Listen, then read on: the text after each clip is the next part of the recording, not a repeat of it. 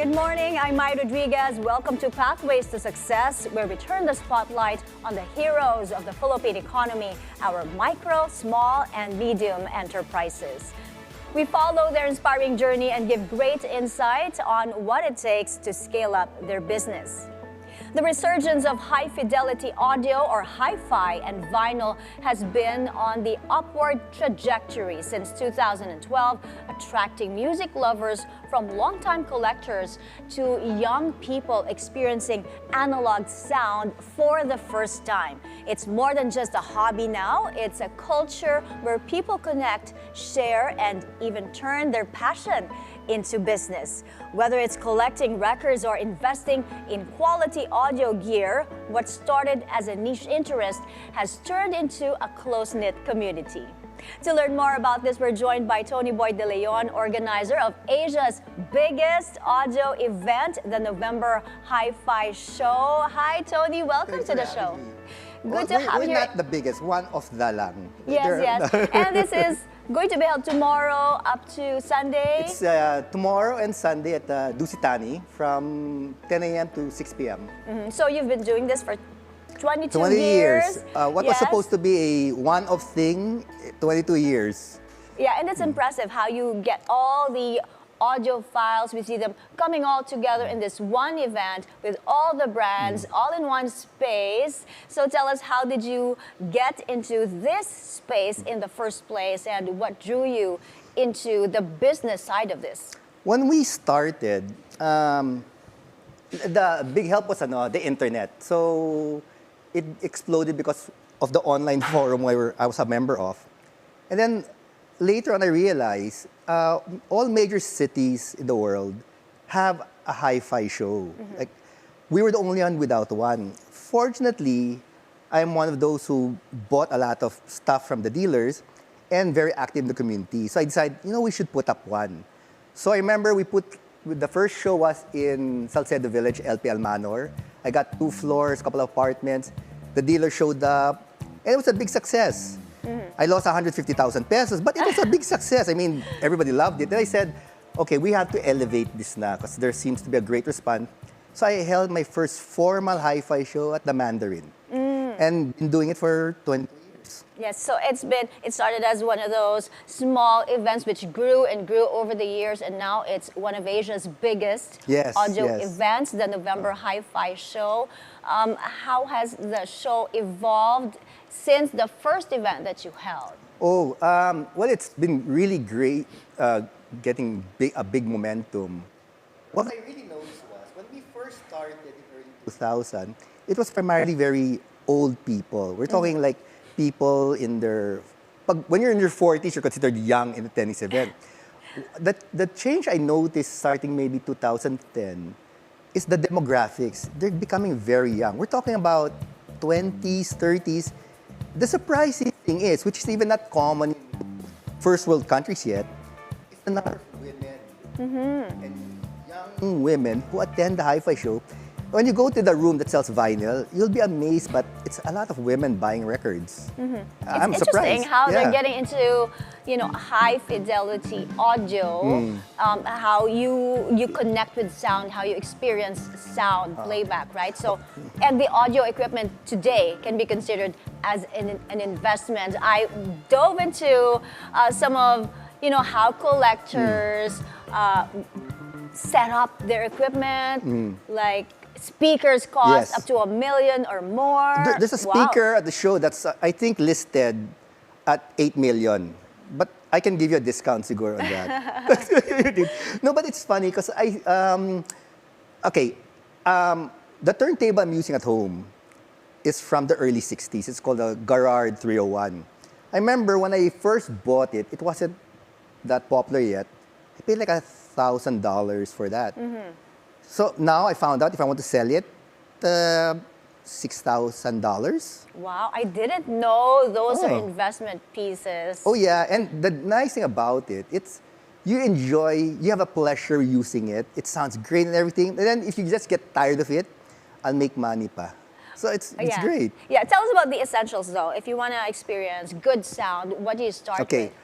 If you're getting to the hobby for the first time, I don't recommend you dive into vinyl immediately. The hardest thing in an audio system to set up is the turntable. It takes me at least 45 minutes to 2 hours to set up a turntable. So I recommend people who want to get in the hobby, go into like digital, streaming, invest in a good portable player. Very important and an affordable way to get into hi-fi are great headphones. You'll see a lot of that in the hi-fi show. Yeah, really yeah. great. I mean, you'll see brands that you won't see in a shoe mart or anything like that. These are like very boutique brands, but have a big reputation in the audiophile community. Okay, it doesn't have to be a huge cash out right away. In my opinion, you can get by to start at maybe 25,000 pesos for a really good headphone system. See, so that's great headphones and a nice music player. That's a good start. That's a good Okay, start. so taking this passion one step further, how can audiophiles, maybe turn this into something profitable? You know what? The first thing I think you have to be, if you get into this as a business, first you have to be passionate about it. Okay, it's very technical. So if you're selling a product and all you do will smile at the customer, I guarantee you won't make a sale. When it starts asking you technical stuff, you must enjoy. You must know your stuff You must know your also. stuff. See, well, fortunately for me, I've been doing it for like more than 2 decades. So I'll probably make a great salesman for audio. For sure. So, well, maybe part of the growth also is from famous personalities driving its growth. Can you share who are some of them into this? Well, a lot of the famous personality regards hi-fi are all based like in the US and stuff like that. Like in our 10th year anniversary, I flew in Michael Fremer. He's like considered like the god for analog. He would be like the Steve Jobs for turntables. So I flew him here to give a clinic on setting up a turntable. So he's one. And actually, in the hi-fi show, the companies are sending representatives. So like DCS from England and Wilson Audio from the US, the designers are coming here.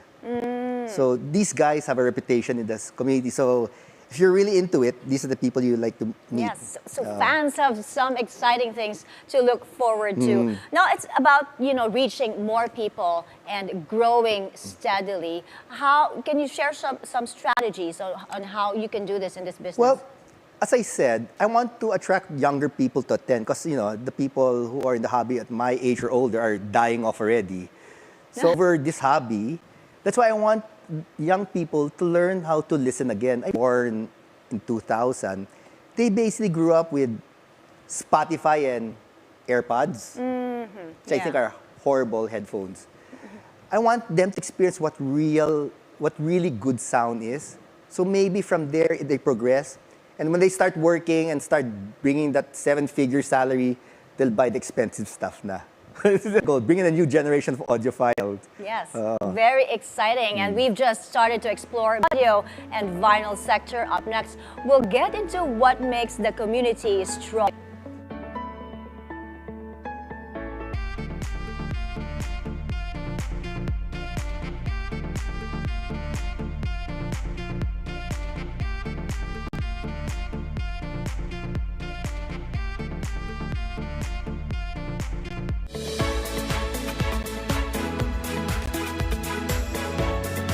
Isang oras ng makabuluhan at magulong talakayan. Pabayaan na lang natin silang lumubog.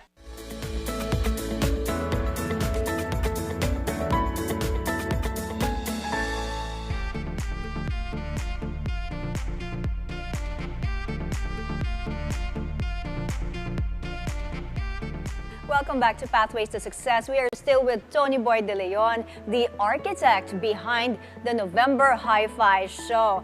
Now, Tonyboy, vinyl is appealing to such a wide range of people. What do you think is the reason for this? I really think, especially with young people, it's the novelty. It's different for young people now to have a physical medium while playing music. You can read the art, you see the artwork and stuff like that. Yeah. I think it's a novelty yet. I don't think they're really into the quality of the sound yet. But I hope eventually they'll get into it. And there's something about collecting. You know, it's like toys. Oh you yeah, I think? mean, tell me about it. I think I have about 1,000 records now. Wow, and every impressive. time I attend the hi-fi show, I already tell myself I will not buy anything. I always come out with something. So I'm Of sure I'll buy course. something now. Okay, so now, off the top of your head, you mentioned records, right? What are the most sought-after records this year? Oh, well, there are a lot of reissues, new pressing, but what's really, I recommend, if you can find a really good condition, original Filipino record. Okay. Yes, I was about to ask you, OPM records, are they in demand? okay. Filipino records, especially those made before, I think, 1983, the quality was really good. Like, really good. Okay. One of the best recording records I heard was Hibig Natin by Juan de la Cruz, which was made, I think, in 1976. Yeah, such a classic. That's amazing. I mean, they're reissuing it now, but I think their issue wasn't based on the original master tapes. They got the digital file and just into a record, which is a sad thing about the industry. Okay, all the records now being reissued, especially in the Philippines, new and old, are actually derived from a digital tape.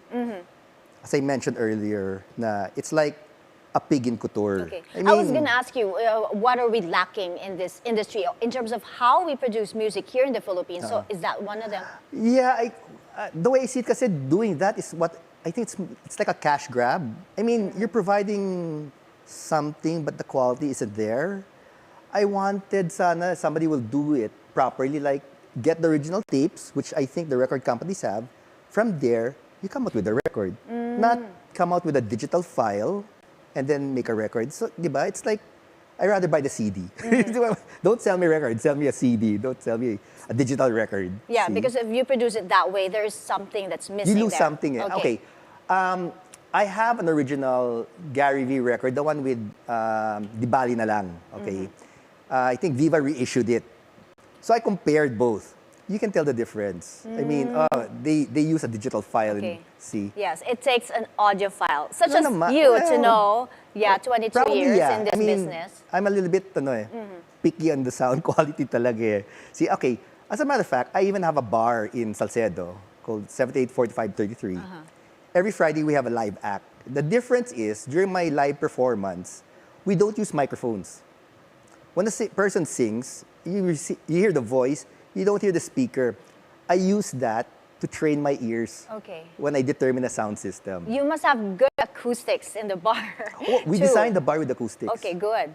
Yes, you mentioned younger fans, including young women getting into vinyl. So you have this new wave of collectors, right? What do they like? That's funny nga eh. I noticed, because every time during the show, I interview the sellers, okay? The funny trend with women, they buy 80s new wave. I guess uso yan sa mga bata ngayon. So they buy a lot of 80s new wave. 70s rock, of course, 50s, 60s, 70s jazz. And minsan-minsan may konting Taylor Swift on the side din. Charlie XCX, di ba, maganyan. So it's a wide range. It's a wide range talaga eh. Okay, so it's good to know that music from way before are still alive today because of the new fans, the audiophiles of the younger generation. Yes. So with the growth of small vinyl shops and local audio brands, what's the best way to market and maybe get ahead of the competition? Okay, most of the record sellers now, basically they'll bring in the records and start selling it. I think one niche people can approach is know the record you're selling. Like, sell a first pressing. Like, this is from the original pressing using the master tape, stuff like that. You can still find things like that eh. Wala masyadong ganyan pa dito eh. I think... we don't have specialty vinyl sellers here. Maybe I can... Just a few. Top of my head, I can think of this shop called Vinyl Depot. He knows his stuff and tell you about first pressing. Or one of the biggest vinyl sellers in the country, Gray Market. Yan. The owner, Jay Amante, is like passionate and he knows his stuff also. But they're the only two at top of my mind. I don't know any others. Well, music and audio gear seems to bring people together. Tell us more about this strong community who share the same love for sound. Yeah, a good sound system kasi has to transport you to a different place. When I play music in my sound system at home with the lights off at night, and I play like a Billie Holiday record, it's like she's standing in front of me. You can feel her breath. Wow. It's transformative. So you really have to experience it. It's different. So it's very relaxing. So the community got together because we share the same experience. And we like talking about, wow, did you hear that record? It's like I was getting wet by the voice and stuff like that. Well, I've yet to get into this, but yeah, this, just hearing how you describe it, that's something else. Now, let's talk about the challenges. What obstacles do audio brands face when trying to connect with new fans and, expand their audience? Well, for brands coming in the country, it's hard to build a reputation. You have to build a product that really gives a good service. Try to establish that reputation. I guess that's the hardest part. So you really have to be passionate talaga and know what you're doing. That's the only advice I can give you. And if you're coming into an industry and just pure marketing, it won't last. It won't last. You really have to know your stuff. Okay, That's my take recommendation. it from Tonyboy. And we're taking another quick break. When we return, we explore the future of the vinyl and hi-fi audio market. Stay with us.